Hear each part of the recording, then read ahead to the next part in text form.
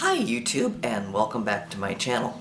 So for anyone who is somewhat new to my channel and is mostly following me because of all of my transgender content, today I'm going to do something a little different. I have had this channel for over 8 years, 8.5, almost 9 years now, and I started doing this years ago. Originally it was for my countdown to my 40th birthday.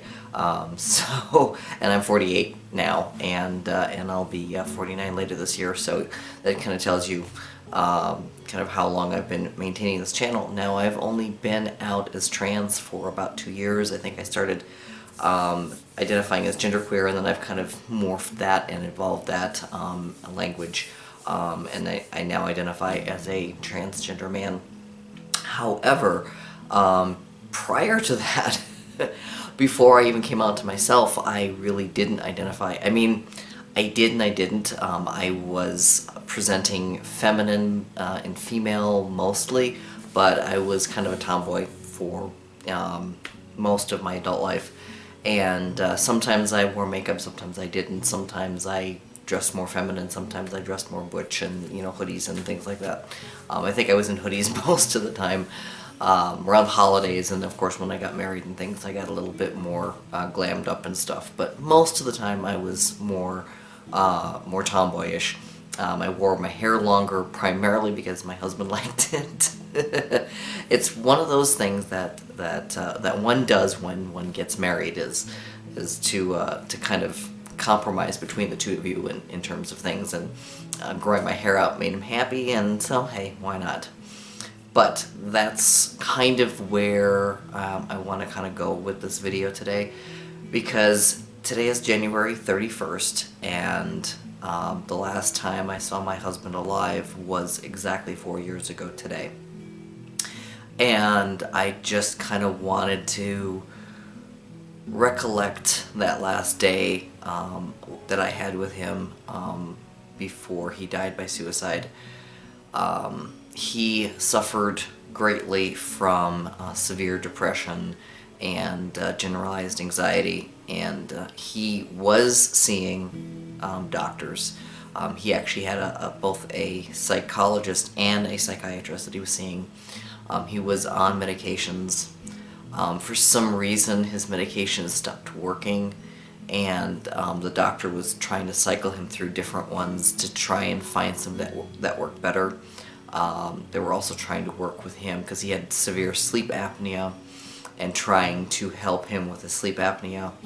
And he went through like 3 or 4 different surgeries trying to solve his sleep apnea, and sadly nothing worked for him, and things for him just kind of spiraled out of control. And while I was obviously aware of how bad things had been getting for him, and I know his brother was as well, I would talk to his brother and say, hey, you know, I need some help here, and the two of us would do whatever we could to help him.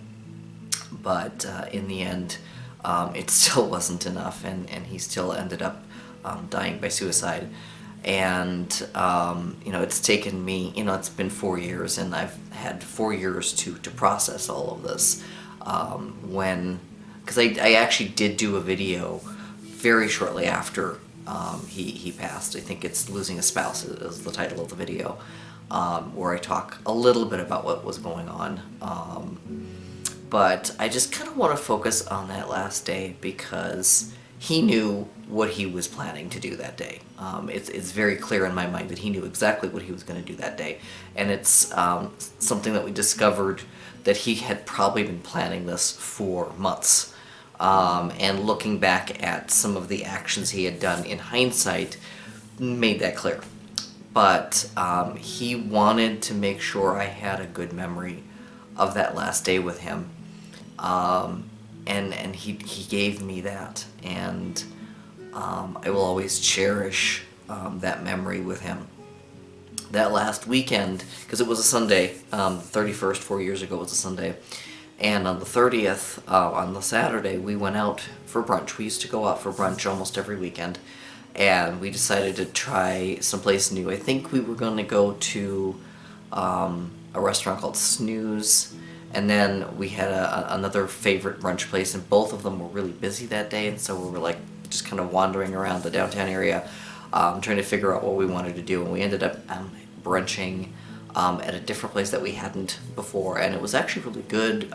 We had a really good time, and then we kind of wandered around downtown, and I got the idea of, hey, why don't we go get some coloring books? Because I knew he liked very zen type of activities, and he was really in a place where he needed to have companionship and be with somebody. And so I was like, hey, why don't we get some coloring books and some colored pencils, and why don't we spend the afternoon coloring together? Because that way we could sit together, we could be quiet together, we could talk at the same time if we wanted to. I mean, I let him kind of guide the way that Saturday went, and that's what we did. All of Saturdays we kind of sat together, and we were coloring, and we kind of talked, and it was just a really nice, quiet afternoon that we had together. And then, you know, everything was, you know, he had been in crisis for a while at that point. He'd actually been to a suicide crisis center, but they let him check himself out after a day, which I still have issues with, but that's another topic for another story. And so that's one of the reasons why I was like, I needed to focus more of my energy and more of my attention on him, and trying to get him into a better place. At least that was my thought. Not realizing what he had been planning for so long. And he was, I think, you know, like he went to he checked himself into the crisis center, and he was like, you know, hey, I'm suffering here, and that's one of the reasons why I was like, okay, then you need more of my attention, you need more of my time, you need more of something, and let me give that to you. But then on Sunday, the next day, we woke up, and he was like, hey, why don't we cuddle together for a while? I was like, okay. I mean, he wasn't really much of a cuddler, but for some reason he just really needed it, and I was like, okay, then let's cuddle. And then he asked me to make French toast, and I knew he liked French toast. I didn't always make breakfast in the morning because he didn't always want to eat breakfast. He was very much of a skip breakfast kind of person, but like I said, we would do brunch once a week out, eating out, and then that morning he was like, you know, I'm in the mood for French toast, could you make some? And I was like, yeah, I have everything in the house that we need, so yeah, let me do that. And so I made French toast and coffee, and we kind of we have an island in the kitchen, and some bar stools and stuff, and so we kind of sat there. We had brunch, and we had a nice conversation, and when he was done eating, he actually got up and he started pacing. Now, the significance of that for me was that when I first met him a decade earlier, he was very much like, he was always very restless, and so whenever we'd have a conversation, I was usually sitting on the couch and he was usually pacing in front of me, and while it was disconcerting at first when I first met him, I just kind of got used to it. That was who he was. He was just a very restless person. He needed to move, and that was just who he was. And when his depression got really bad, that's when he would kind of curl up and be more insular, and he would sit, and he would just kind of sit and curl, and he'd wrap blankets around himself, and he'd, you know, where he was always hot usually, when his depression got really bad, he would be shivering and he'd be cold. And so he had been very insular and very kind of curled up on the couch kind of for several weeks, and then all of a sudden this day he was up, and he seemed like he was in a good mood, and he was pacing like he normally did, and it seemed like he was starting to come out of the funk that he'd been in.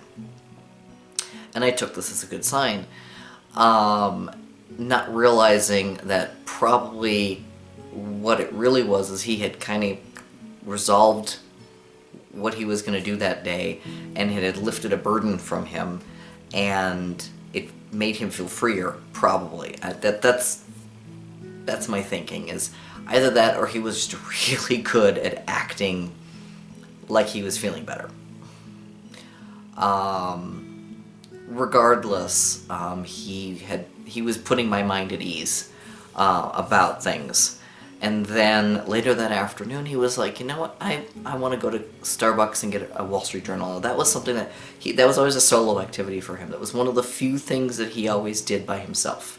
Over the whole decade that I knew him, he would occasionally go to Starbucks and get a Wall Street Journal and just kind of spend a few hours reading the Wall Street Journal and having coffee there. And so, and that was actually a favorite activity of his that he hadn't done in quite a while. And so I was like, oh, you must be feeling better. This is good. You know, go enjoy yourself.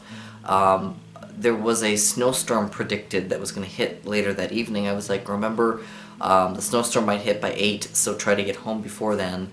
I'll have dinner waiting, and, you know, I love you, drive safe. And he told me I love you too, and then he went off. And that was the last time I saw him. 8 o'clock came and went.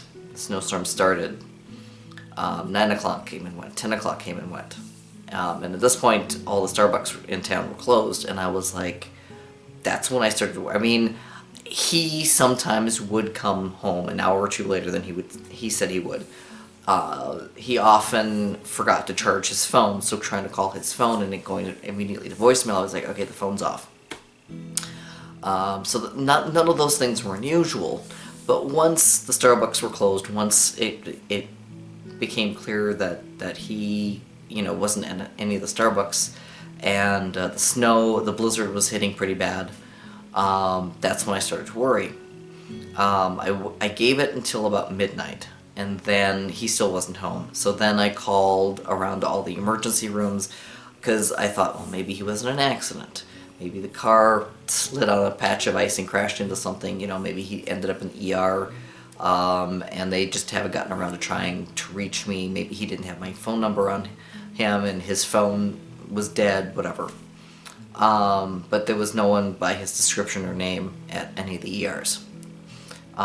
So I waited a couple more hours, still no sign of him. It was, I think, probably 2 or 3 in the morning when I called the police and I said, hey, you know, this is what's going on.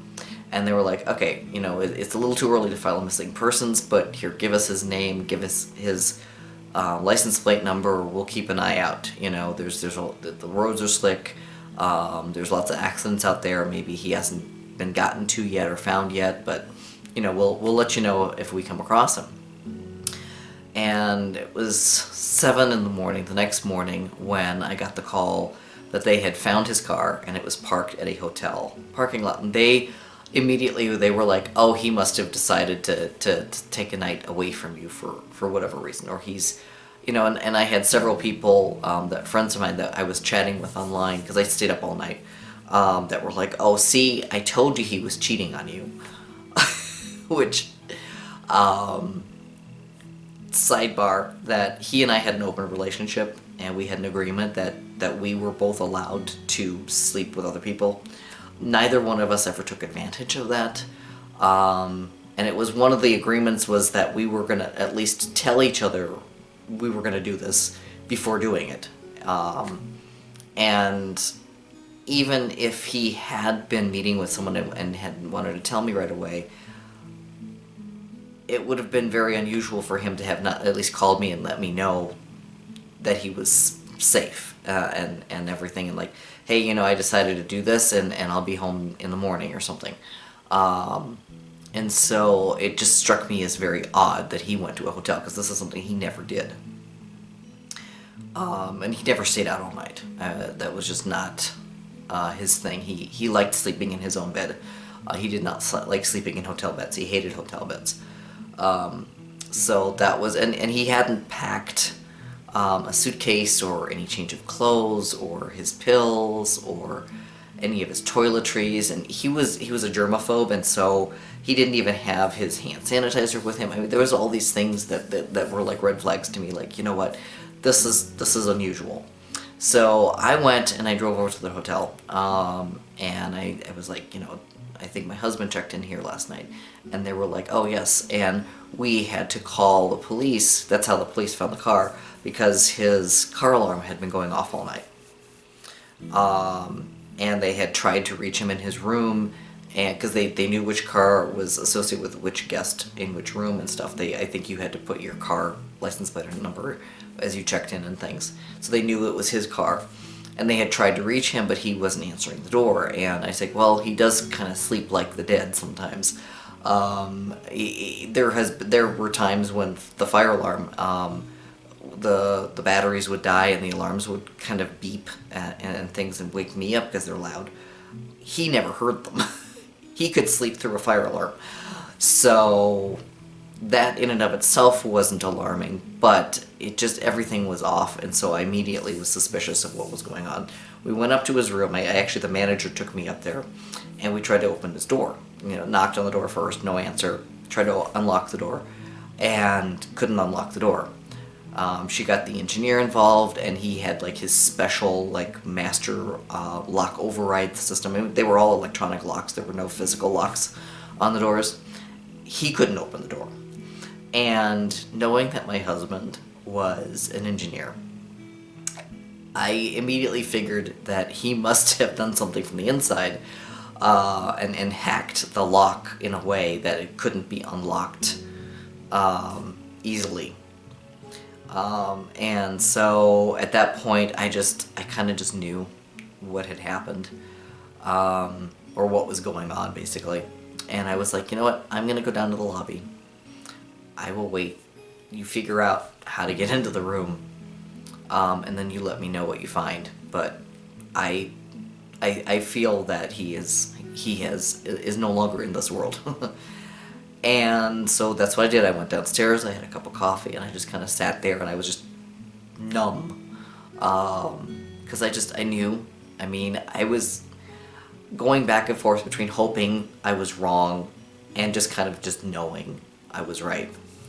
And it took them about 2 or 3 hours to unlock the door, and then he had also barricaded the door with some of the heavy furniture in the room as well.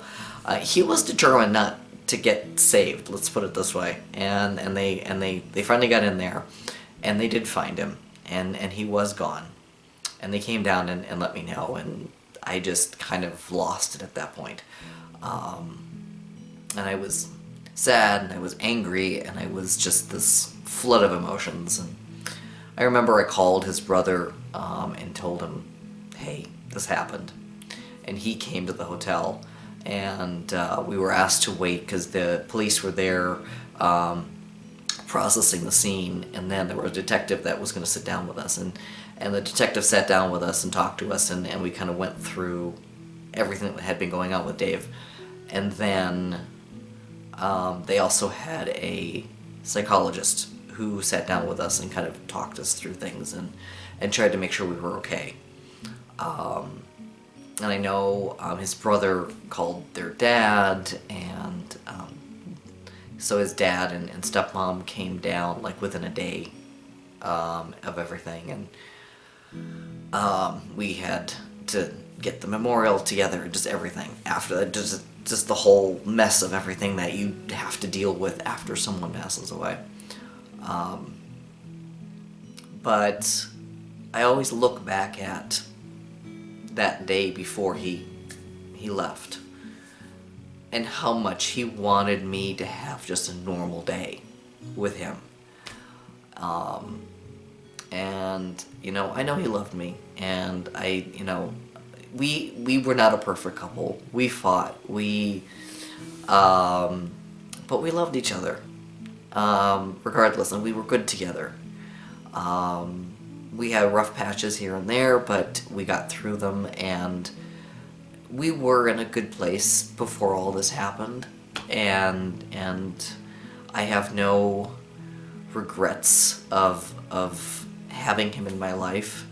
I miss him, obviously, and like I said, I loved him a lot. Still do. Still want to kick his ass across the state for for leaving the way he did. But it's hard to imagine. It's been 4 years now since that happened, and yeah. Anyway, I just kind of this is the anniversary day, and I just kind of wanted to talk about it.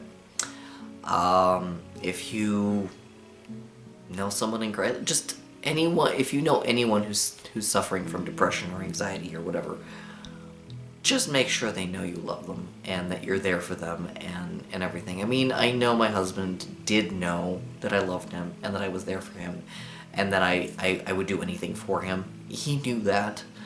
Obviously, he was at a level of pain that he just couldn't take anymore, and I sit through all these what if, like, what if I had made more French toast? What if I had asked to go with him to Starbucks? What, like all these what ifs in my head, but these are all in hindsight. I didn't know what was going to happen until it happened, and I could speculate until the cows come home, and it's not going to bring him back. It's not going to change what happened. It was nobody's fault. It wasn't my fault. It wasn't his father's fault. It wasn't his brother's fault. It was nobody's fault.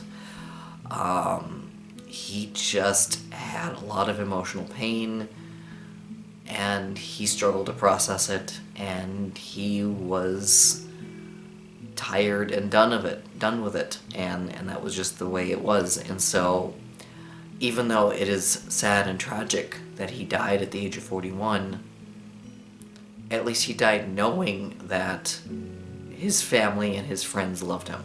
He did know this.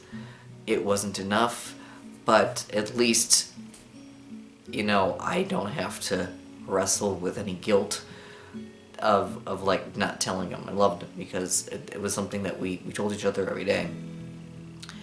And he knew his dad loved him. He knew his brother loved him, even though I don't think either of them articulated it very much. But it wasn't something that needed to be articulated between them. It was just something that they knew, and I know he knew this. So that's all I have to say is if you know someone who's suffering, just make sure they know that people love them, that people care about them. It may or may not change the outcome of things for them, but at least they'll pass knowing that they were loved regardless of everything. Anyway, bit of a sad note this week, but thank you for joining me, and until next time, take care, and I love all you guys too. Bye-bye.